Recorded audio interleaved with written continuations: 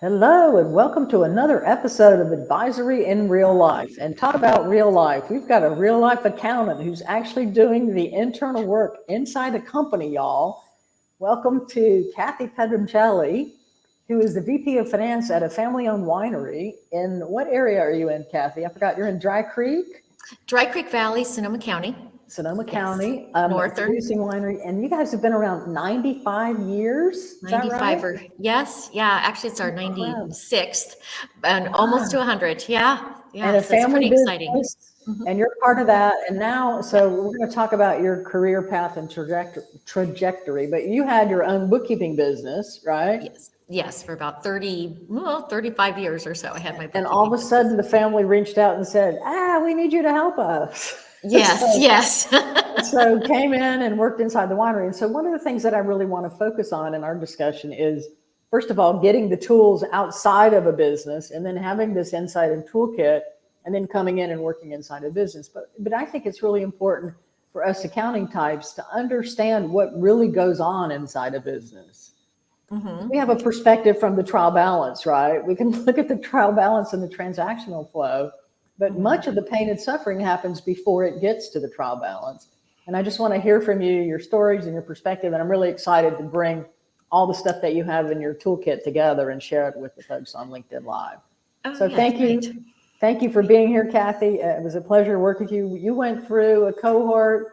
When did we finish? Was that last year? That was last year. Yes. Yes. It was Wow. like the It's gone end fast. of, yes, it really Yeah, did seem to go end of, fast. the end of 2022, and now Uh-huh. we're working inside a winery. So I'm Jeannie Whitehouse. I'm a consultant to wineries in the Napa Valley through a CPA firm, Brett Markle Davis and Company. There's the link. I'm a speaker and author, and I'm a trainer. I acquired the rights to the Impactful Advisor. I created the brand Impactful Advisor, which includes the rights to the training that Cathy went through. So it's an online training program. And I offer a way to take that training as part of a group. So you get the online license, and then we convene. I think we met weekly, Cathy, and went through materials, and I tried to bring in more stuff around the core training. So it was really a fun adventure that we went on together. So Cathy, how did you get into accounting? Tell us about your career path and your journey and how you got to be here. Okay, well, gosh, I started my accounting business before QuickBooks was even like a program. I went to Empire Business College in Santa Rosa, it's still around, Wow. and yeah, so a long time. And at that time, it was called accounting with computer applications. That was the thing. And like I said, it was Wow, just you were ahead of the curve. Excel. I know it was like, Yeah. but I loved it. I loved it, and the training was great, and I just really enjoyed it. And then I've always had my hand in the business here at the winery, very little, but then I decided I'm just going to go out on my own and just started getting clients. I was doing a lot of payroll. I worked for a CPA back in Healdsburg, way back in the day, when we did payroll by hand. Oh, I hate I'm payroll. aging myself, but Oh gosh, I hate payroll. Well, so yeah. just kind of everything was kind of like from the ground up, and it was mostly throughout, even, people would come to me to get, their books cleaned up. That was mostly the business model. It was like a catch up, always in catch up mode. And that's what I kind of did. And then, took lots of courses, took some accounting courses at the Santa Rosa Junior College and at Sonoma State, here and there, kind of thing. And so just always was interested in what's the next thing, what's the next thing. Did taxes for a little while, just kind of really was very eclectic in the accounting world, I guess you might say. Well, and and then lived in San Francisco for about 20 years. And then when my kids got out of high school and went to college, I moved back up into Sonoma County. So I'm right now living in Sonoma County. So when did you stop your own bookkeeping business? First of all, how did you stop? Because it's hard when you're a good person helping people to get rid of clients. How did you wind that down? When did that happen? Well, I'm still winding. Winding it down because so you have two full-time jobs. Yeah, so it is really hard because I love love working with clients. I love it, and I love helping, and they're all like family, right? So, but it just, Yeah. things change, and just mostly now it's just the time. I would love to continue, but Yeah. I didn't realize when I came on full time here at the winery back in July. So just for not quite a year now. Yeah. And it's been a lot. It's been a lot of work. We And should have I've had, talked more, Kathy, before you took on it.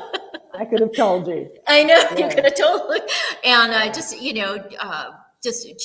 we'll, get into all that, but winding down, it's really hard. And I'm just, just offering just as a consultant, just to kind of help consult, their new bookkeepers, I can certainly help, Yeah. that kind of thing. And, I know Yeah. their systems. And so that's how I'm kind of winding down, because I have a hard time letting go myself. So it's I just think really that's hard. that's one of our challenges as a profession. We really want to help people. We don't bill them enough because they need us. Right. And then when it comes time to let them go, it's really difficult. I mean, I remember when I left the CPA firm, left as a partner today, I made partner, left, and didn't want to do tax anymore and left. But people would call me for years after that. Yeah. They have somebody that you've bared your soul to somebody and you want to maintain that contact. And it's really hard to hand them off. Right. And it's right. also hard to build what we're worth, which is part of what we're trying to change through this advisory training, to give us skills and perspective that helps us realize the value of what we really do deliver to clients. Yes. So, yeah. So, but why did you decide, what made you decide you wanted to go into that first accounting realm? How did you know that was something you wanted to do? Well, you mean way back when? Yeah, way back when. You said Empire Business School. What made you want to go in that direction? I actually started it because I had a little tiny boy. I had my son Steve, who was just like 2 at the time, and I thought, Yeah. okay, I gotta find something here. Yeah. And I actually started as a court reporter Wow. at Empire Business, and I really liked it. But I just thought, but I didn't like it that much, and I just took an accounting course, and I just really liked it. I just really liked the secure. It's like the security in numbers, right? Just like these Yeah. numbers are so secure. They are what they are. You've got a balance, and I just I remember should doing be the 10 way. keys. That should be the way, Kathy. The numbers should be what they are, but that isn't always true, as you now That's know, right. having Yes, worked as in, I now know. with multiple companies and clients. But there's Yes. a lot of safety in reconciling things Yeah. to other things, right? There's a Right. reward there. There's an impact. There's a framework that you can function within that I think does offer a lot of security. And also Right. just that insight, as you know, having young children for women, it's a great career path. It is a great career path. I was able to, worked, before the pandemic, right? I was going to different offices all the time. Yeah. And then after the pandemic, it was like, whoa, everything stopped. And now I just really everybody kind of became remote. And I think a lot of people also realize, like, okay, we don't have to, to become paperless, this is all of this stuff, I think, which is so exciting. I think, it helps our planet and, and everything, all of this technology that we can really use. And that's always been a super big interest of mine. I'm always looking at the next apps and that kind of thing, and trying out different things and what works and what doesn't work. So that's been fun. And to me, that is the key indicator of a successful accountant. The inquiry abilities, the constantly looking to improve. And those that are settled and want to keep things the way they are aren't going to survive much longer. Yeah. I mean, that's one of our challenges. Many of the people that were drawn to accounting want to keep things the way they are and build security and a depth of expertise, and don't want to have to change from what they know. That's why we still have so many people on desktop applications, because in many cases it's the bookkeeper who's driving that, who hasn't advanced their own skills. And is therefore holding their clients back from some opportunities to have better applications in place. So I think that inquisitiveness that you have in a really deep way is a huge differentiator for you. And I'm sure your clients have benefited from that insight. And now your company is benefiting, the winery is. Right. And it's also a learning. I always try to tell my clients and and here at the winery, like, this is why we do it this way, or I do Yeah. it this way, or this is That's why, right. why it, because sometimes people say, why do we need that? Why do we need all those different accounts? Or why do we need to put it in this area? And I said, well, because it's going to go to the bottom.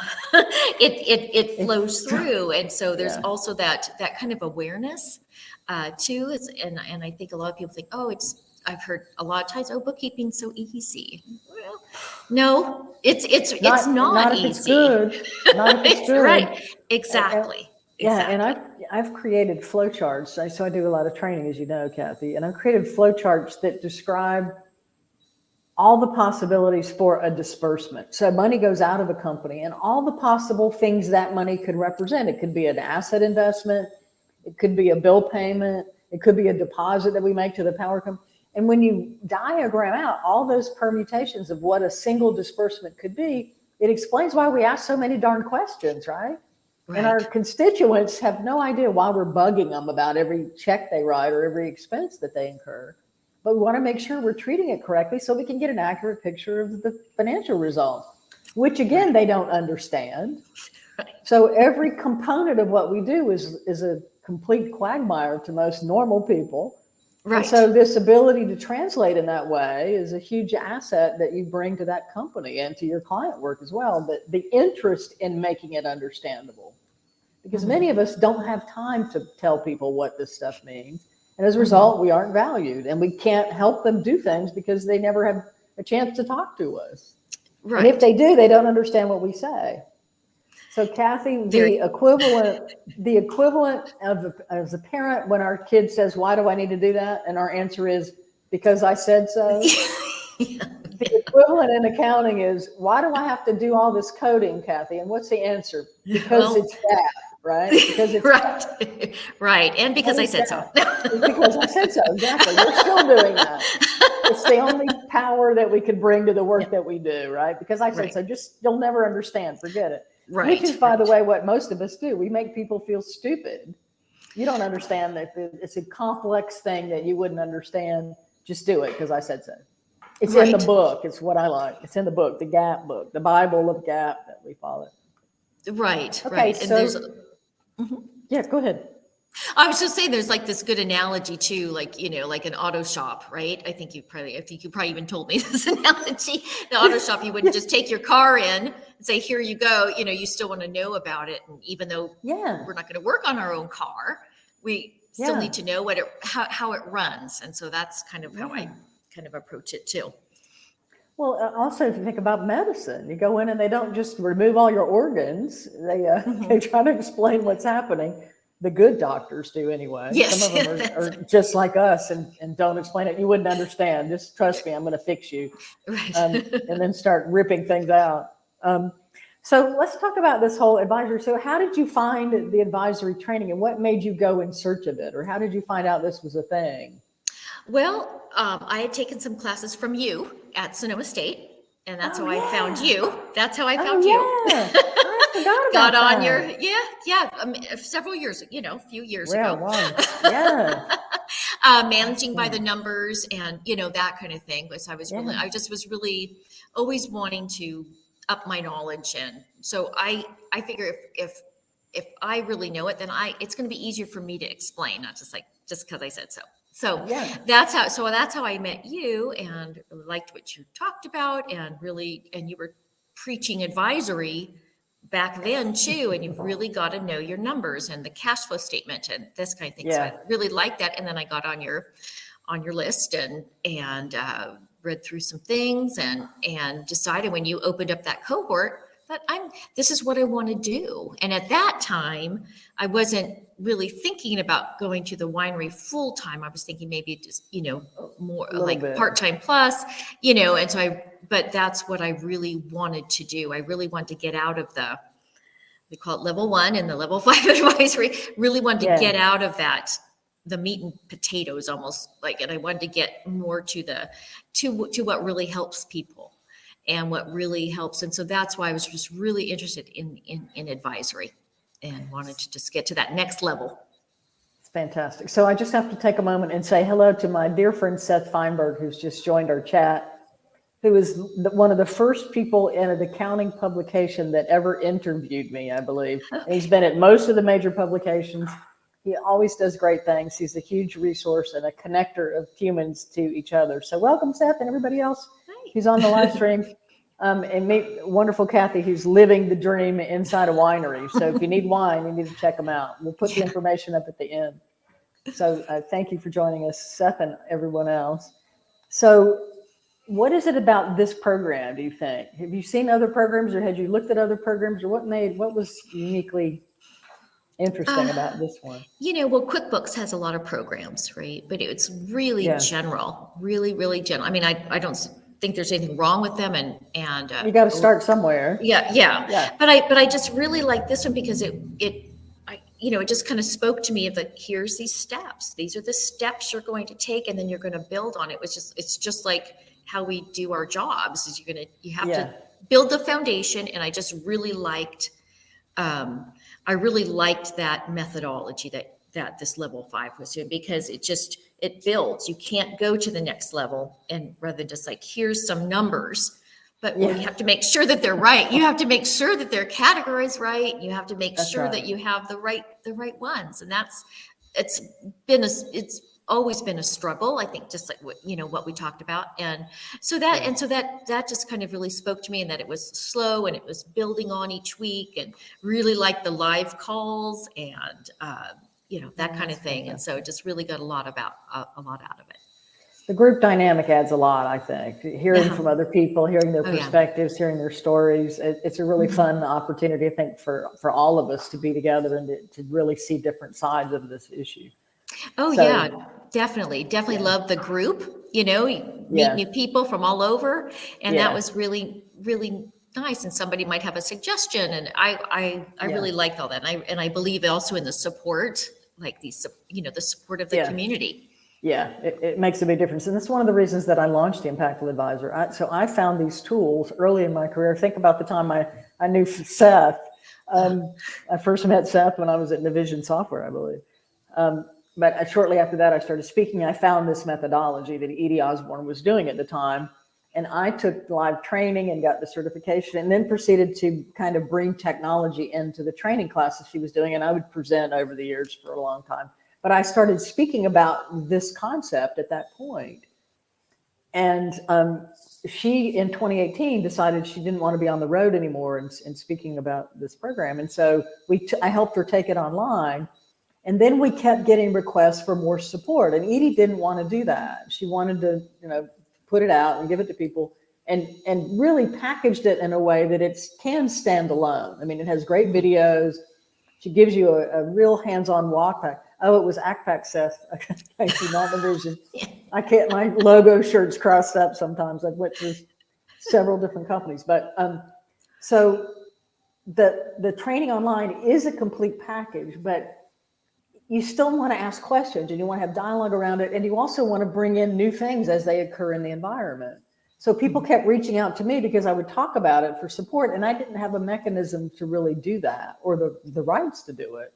So during COVID, I reached out and said, I'm either going to stop talking about this because I can't support people without the right, or I'm going to go deeper and get the rights to the product so that I can support it and put a wrapper around it. And Edie said, I've been waiting for you to call. That's what you take it and do what you want to do with it. And so I have a license arrangement with her.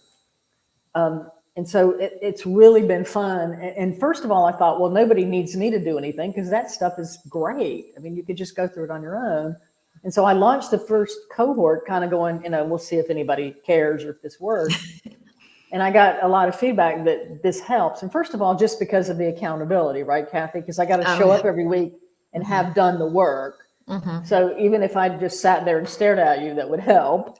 Yes. Hopefully. But I think it was the dialogue. And also because I'm doing this every day with clients, my ability to say, here's how I took this thing and modified it and use it with my own clients, or here's how I took this and created a marketing campaign around this content or things like that. So hopefully that is adding another dimension to it. But it is an amazing program all on its own. Mm-hmm. And for people who really like the self-study part and will do it themselves. I mean, I've had people go through the whole thing in a week and start changing their practice. Wow. just on their own from other tools as they are, download a bunch of stuff, start using with clients and go, wow. So it can work, but it's, and that's one of the reasons that I have different packages and different ways for people to access it. But it's really the concepts and the tools that are so different in terms of what everybody else is doing with advisory. Take this thing, download it and do it, and you'll have different results for what you're doing with clients. So tell us about the winery. So family owned, this is incredible, since 1927. Yes. So how did it get started? Yeah, how did the winery get started? Well, my grandfather came over from Italy, and he met my grandmother up in Dunsmuir, which is central northern California, and was looking around for some vineyards and found Geyserville, Sonoma County, and thought it just reminded him of Italy. And so he and my grandmother purchased this. There was a winery on this spot on Canyon Road in Geyserville from 1904. So he purchased that, but it was kind of a defunct winery. And so that was in 1925, and then just built, winery. And then of course Prohibition hit. And at that time, you could make each household could have 50 gallons of wine per year. Wow. So that's how he would sell only 50 gallons of wine per year. Wow. But that's how, and he would sell to families and other, homes around. And then once Prohibition was lifted, able to then start producing wine for sale, and started small, and it just gradually grew. And then my uncle John, and my father Jim took over from him. They worked. There's pictures of my dad as a little tiny boy, and he's 91 now, driving incredible. Like a tractor. That's incredible. And so they worked, and then built it as a more national presence. And we were at one time producing over 100,000 cases. And then, like that was like in the 70s. And then kind of it has evened out. Now we're about 55,000 cases a year. Which is still a lot. Yes, it is a lot. It's a lot. And and branching out. And then in last year, my father retired. And we have our very first general manager. His name is Dave Triplecott, and who's great, and who's taking this, this winery to the next level. And so we're very excited about that. And but still maintaining the family, the family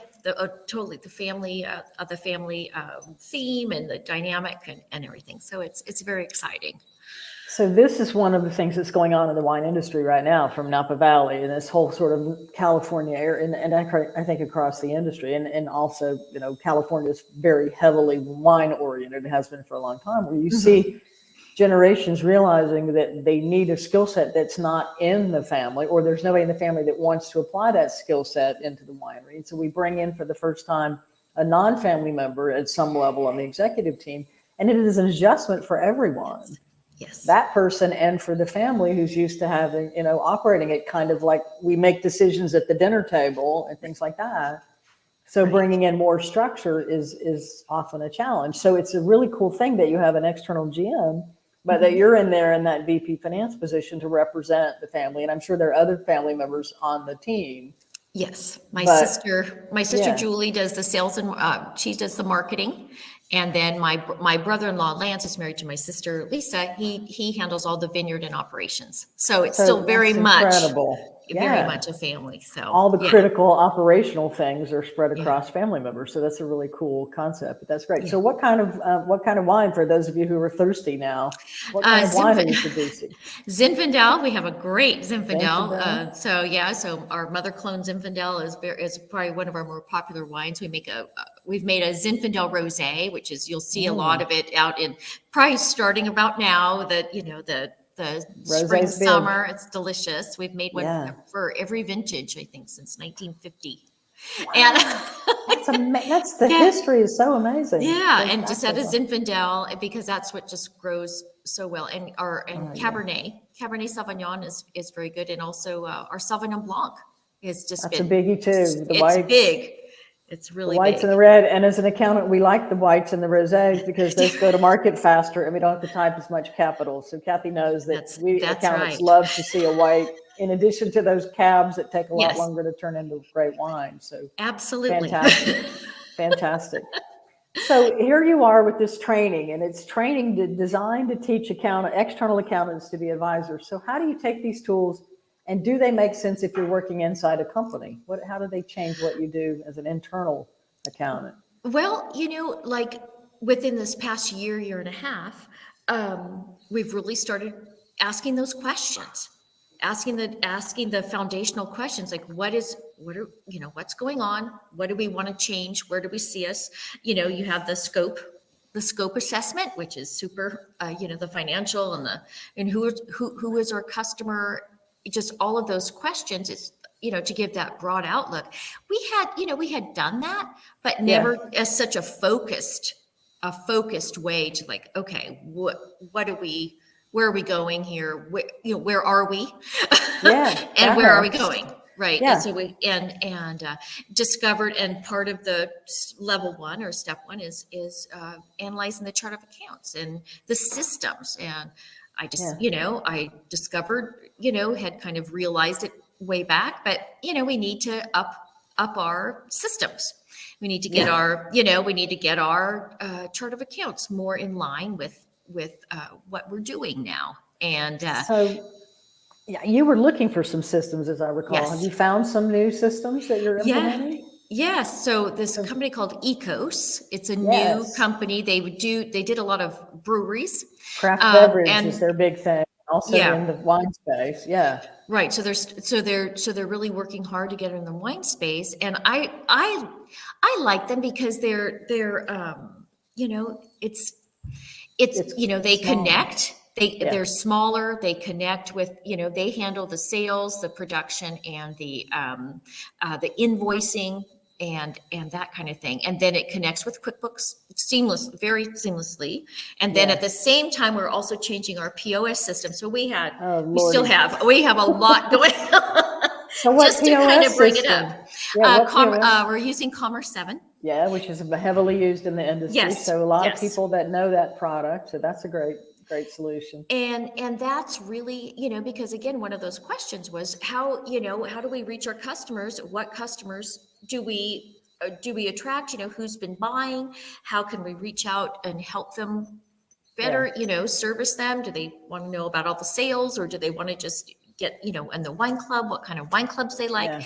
Just all these different questions. And so that's as a team, as a whole team, led by our GM, we're asking those questions, and we're really trying. So he's really wants us to, focus on, and then what is it? And we really want timely reports. Insights. Yeah. It doesn't matter how accurate it is if it comes to me late, right, Kathy? And you Right. see that in your job. If 6 weeks from Absolutely. now to get the numbers is not going to help me make a decision I need to make today. Right. So And that timeliness trumps accuracy, which is a scary thing for most of us accuracy-focused people, or y'all accuracy-focused. Yes. I'm not sure Yes. my stuff was ever that accurate when I was doing tax, but Yeah. and we don't understand that. If you haven't ever run a business or been, and you ran your own bookkeeping business, so you understood it from that perspective as well. That I need information now, so I can correct before it becomes a big problem or before it gets to the bottom line. Right. And so it's been a struggle. So and so the overarching. What do you think the biggest takeaway from level 5 was, from your perspective? What's the overarching shift that it brought to mind? I think it just brought more, just more insight. And once you have that awareness, I think it just brought more awareness. You can't go back. You can't. You can't. So you just have to keep moving forward. And I'm like a perfectionist, as I think most of us are, one that totally accurate. Like, no, this is good. And, we're going to do it. I'll buckle it up, I'll close it out. But for right now, we've got to get these sales numbers out, and we've got in front of people. Yeah. And that's kind of been with the systems now, but I keep telling my GM, I said, I promise I'm going to save 20 hours after I do these 100 hours work getting it going. It's a horrific investment, any Yes. kind of system change. And the point of sale system in particular is the big sticking point for much of our industry because it's integrated to your website, first of all. So it's not just point of sale. It's not just a cash register in the tasting room, in the retail side of the business.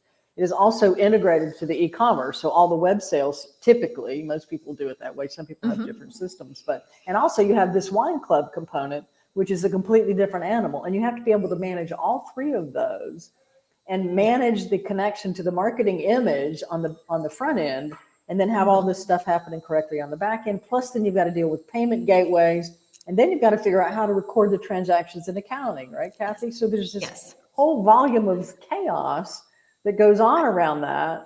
And then on top of that, we have a manufacturing business and this whole farming enterprise going on. So we've got to manage all that. Plus, but just this retail and wholesale thing alone is extremely complicated. So that software is a critical investment to make and basically drives everything else that we do. But it is not accounting software. And the worst part, Cathy, is, as you have probably figured out, it's not written by accountants. That's so right. We have a transactional system created by non-accountants that drives the majority of what we have to do in accounting. And they don't understand a lot of what we need to get the accounting right. So it's a big frustration. One of the things I've been trying to do in the industry is to make some of this stuff be more accounting friendly. And they are very focused on the buyers of their software, which is the non-accountants in most cases. And so they're reluctant to worry too much about the crap that we have to do in our spreadsheets, whatever those are. So it's a challenge.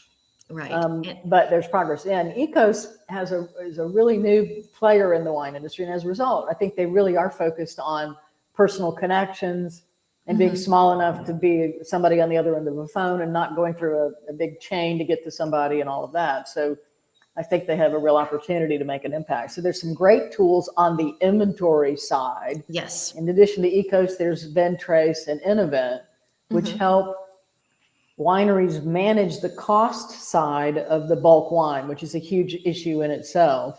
And then do some other things once the wine is bottled, but also are used primarily by the winemakers. So they have a different focus as well, which is managing the movement of the wine and not necessarily designed for the accounting either, but again, impact us directly. So if we operate in an accounting vacuum, what happens, Cathy? We have all these other tools and we don't worry about those. What happens when we try to do our job? Well, we can't do our job very well, right? We just can't, we can't do it. We still have to, and that's the things I'm really kind of learning. I have to ask a lot of questions. I go to the winemaker and I said, oh no, I don't need to know. I need to know how many cases you bottled. What was the blend of that? I need to be able to track the flow of every gallon of wine so I can assign the cost when it comes out at the end of that flow. Right. And that's where there are things we never even realized we had to worry about until you start getting in the middle of it. Right. Which has been part of the fun. That's one of the things that's really cool about being in the wine industry. There's so many moving parts. Oh my gosh, yes. You can never figure it all out. So you're inside this winery. What is that GM? What are the owners trying? Where are they facing day to day? Where are their struggles and pain points?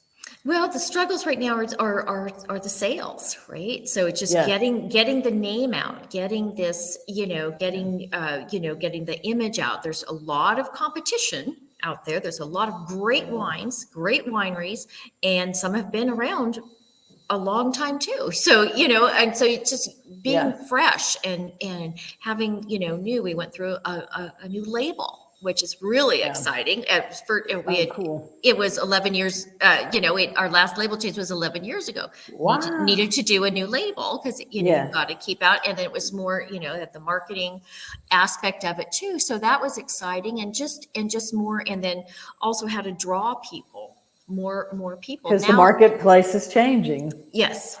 Yes. And so, and higher, a ton of costs, costs are just, glass. And then the supply issue was really, it's getting a little bit better now. We're not having such huge, glass was, we couldn't get it. we couldn't get it.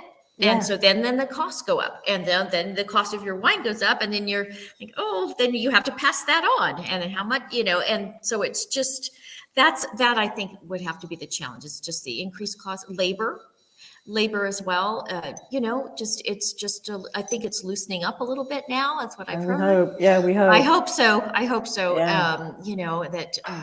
So those are like the everyday challenges. And for our winery too, because it's older, things break. Yeah. We have to fix them. Yeah. Or replace them. So then our capital expenses, are There's shooting just up. constant challenges and worries. Yeah. And so Yeah. how much time do you think you spend in the financial statement, the general ledger side of the business versus all of this other strategic and operational and other things? How would you say, how much is sort of GL focused versus all of these other things that go to the GL but are not really traditional accounting?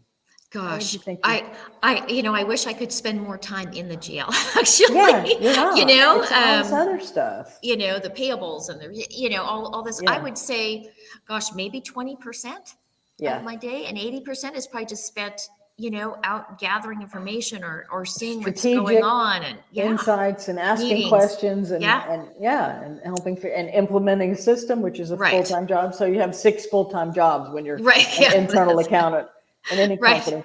And you can't forget compliance, right? All the states want there. This is a thing very unique to the wine industry. Yeah. It's a freaking nightmare, and to the spirits industry, the alcohol beverage space, and also to cannabis and some other heavily regulated industries. But this whole filing and tracking and movement of wine and tax paid and not tax paid.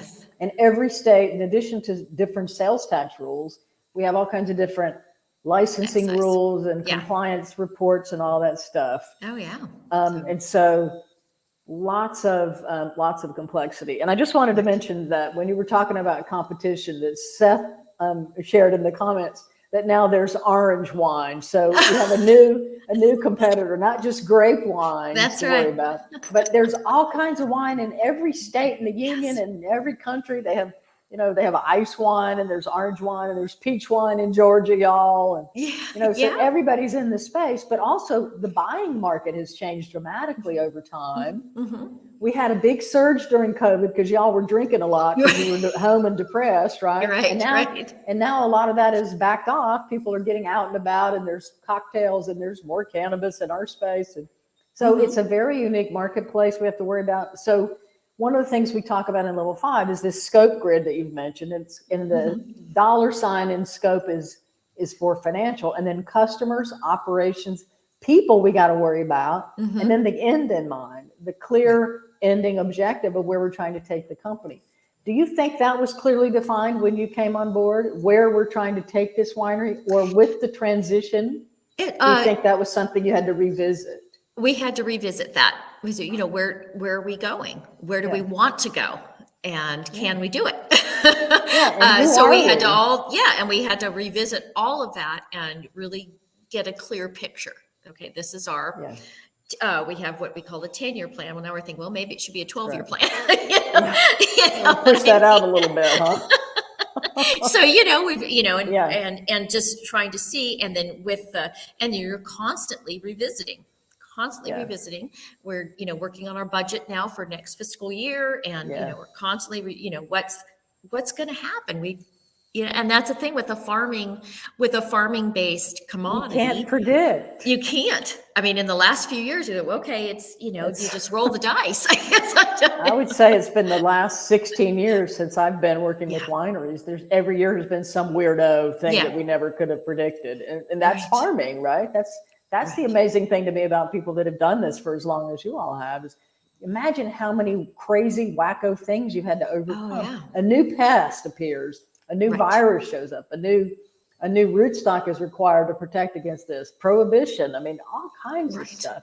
The whole shift away, like the dry January movement, and some of these things, and then cannabis coming into our space and taking up a lot of the vineyard land. And this is constant, and this is what everybody's facing in business. And this is why there's such an opportunity for us as the accounting folks to play a far more strategic role, whether you're inside the company or outside. Tools like this, I think, expand our awareness of what is possible from the seat that we hold as an accountant with the client. Right. And again, it just brings that awareness. And maybe the awareness is we have to just be able to pivot. That's something we That's were right. super proud of in COVID. We were able to Yeah, we pivot very quickly. I think a lot of wineries were able to do that. You could yeah. just pivot, man. We're going to really Like knock this. overnight, Yeah. Yeah. everybody became virtual tasters. Right. We all started Right. drinking together on Zoom instead of in person. Yes. It's so much more fun in person, It but is a hey, lot we'll more do it. fun in person. That's right. It's a lot more fun. And you Yeah. get better glasses when you're live too than drinking Yeah. out of your, your jelly jar like I would be Right. drinking. That's right. That's So right. it's fun. Makes a big difference. Well, that's fantastic. All right.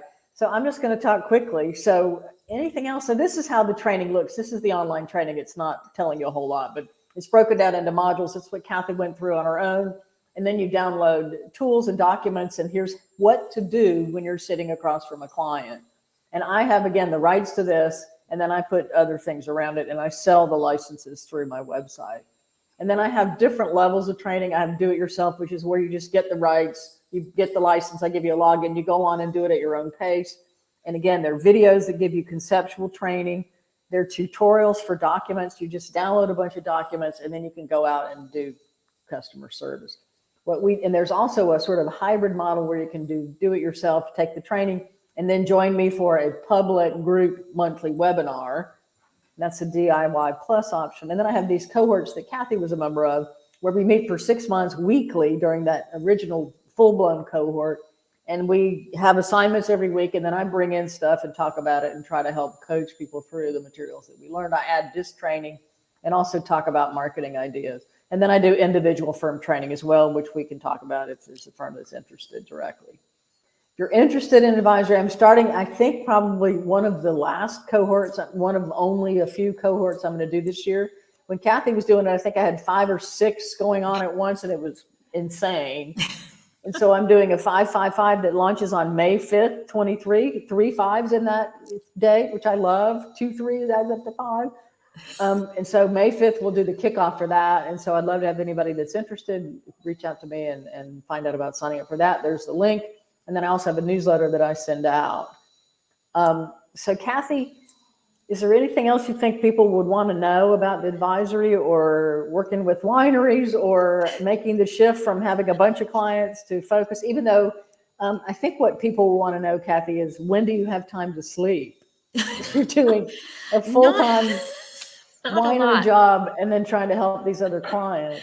Not so much, but I do sometimes, mostly I work on some weekends. It's very quiet. I like that. I kind of think, but I love my job. I love doing this. And so it doesn't feel like, there's some ups and downs days, but I think I would just say, I was so waiting for me to just wait until I knew exactly everything in the course but you just have to dive in. And I was kind of almost forced when I got, you have to just go dive in, you'll figure it out. And it's okay. It's just, every day is something new, that something's going on. And you just have to dive in and just start where you are and just keep asking questions and even the same ones over and over. Yeah, well, that's I think a unique gift, our ability to ask questions. But Cathy, so I named this training the Impactful Advisor because I wanted accountants to not just learn a bunch of stuff, but I wanted them to take these tools and make an impact. How do you make an impact in this role? Where do you think? What are your aha moments? When do you feel like, wow, that mattered? I made a difference. Where does the impact come through for you? I think it comes back when I'm presenting the financials in front of people, and I'm able to say, this is what we did last year at this time. This is why it's different.